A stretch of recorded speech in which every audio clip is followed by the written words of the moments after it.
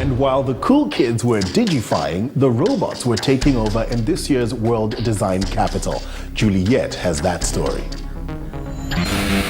How much does design affect your life? I can't say I've ever given it much thought. Well, not since I was introduced to the Open Design Cape Town Festival, that is. This festival, which runs from 13 to 23 August, is the second of its kind, and this year's theme is Design for Change, which reflects 2 decades of democratic transformation and reflects Cape Town's commitment to design through the World Design Capital 2014 designation, Live Design, Transform Life. A lot of people are starting to find out the impact and the value of design, especially in rural environments, from transport to medical welfare to communication. If we just look at the various different ways that we're all communicating with each other, that in terms of the design process that makes the communication tool happen, together with the technology, is actually a very great example of how the two actually go hand in hand. Open Design Cape Town is led by designers, educators and entrepreneurs who believe in the potential of transformation and open design to positively impact on our society, our economy and our cultural environment. And what better way to transform than to start with the youth of this country? The World Robot Olympiad involves teams of learners competing by building robots that solve a set of challenges. Western Cape learners representing Parklands College and other schools compete against each other in the regional round, which is part of the educational component of the festival. It has been developed to introduce design to young people of all ages, from early childhood to university graduates. The World Robot Olympiad is a global robotics competition.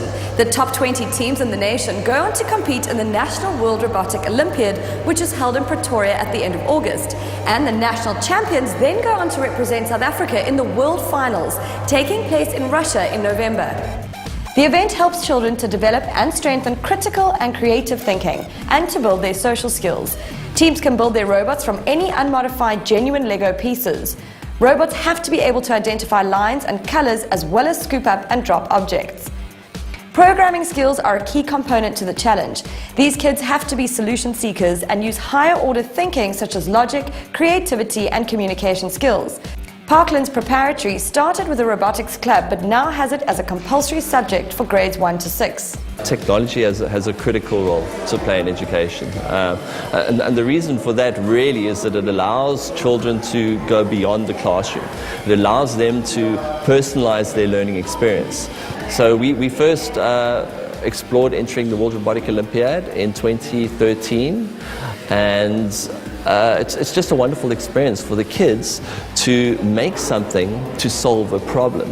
It develops higher order thinking skills, it links the creativity to the mathematics, and it's fun.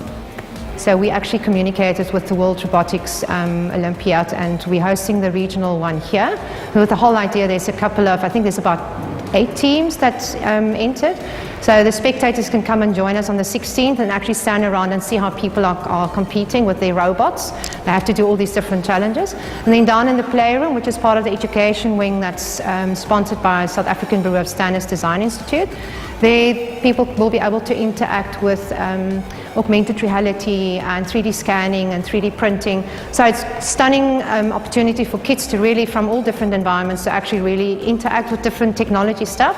But it's also for you and me that's just kind of like really nosy and wants to experience it. There are a number of activities for learners at this year's Open Design Cape Town Festival. You can find out all you need to know on the opendesignct.com website. It's great to see festivals investing in the youth of South Africa. As the Design Institute puts it, the youth of the country should draw on the power of design to unlock economic value. And I couldn't agree more.